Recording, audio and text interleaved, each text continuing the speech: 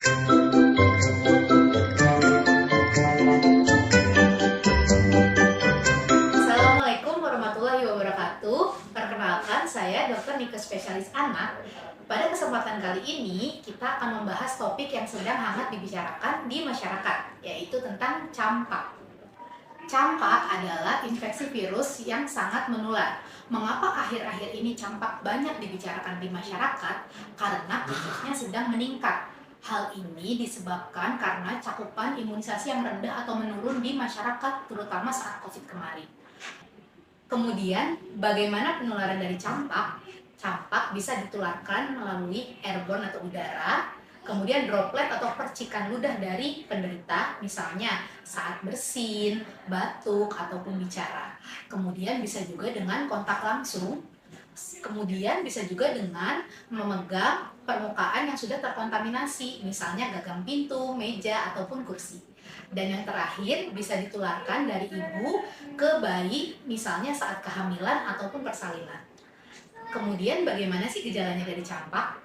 Biasanya gejala campak adalah adanya demam tinggi lebih dari 38 derajat Celcius pada lebih dari 3 hari. Kemudian muncul juga gejala batuk, pilek, ataupun adanya mata merah.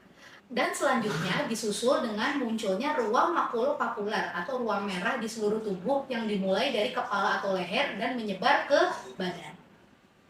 Dan yang selanjutnya adalah bagaimana sih komplikasinya?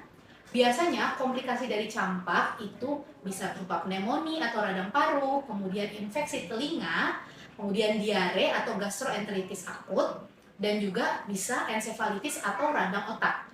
Nah, komplikasi ini biasanya muncul lebih tinggi risikonya pada anak-anak yang belum mendapatkan vaksin MR sama sekali atau belum booster vaksin MR. Kemudian bagaimana pengobatannya? Sebenarnya tidak ada pengobatan khusus untuk campak. Hal ini disesuaikan dengan adanya gejala pada pasien.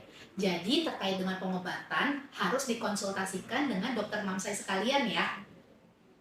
Dan selanjutnya, bagaimana sih pencegahan agar anak tidak tertular campak?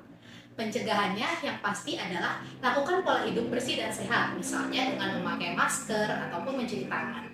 Dan selanjutnya, yang ini yang paling penting adalah lengkapi vaksin anak sesuai usia, terutama vaksin MR ya. Jadi, bagi mamsai sekalian yang bingung, di mana nih untuk melengkapi vaksin anak? Nah, mamsai tidak perlu bingung, lengkapi vaksin anak di BWCC ya, karena BWCC menyediakan segala jenis vaksin anak, terutama vaksin MR. Baik mamsai, demikian info yang bisa saya berikan. Semoga bermanfaat. Sampai jumpa di video edukasi berikutnya ya. Terima kasih. Dadah.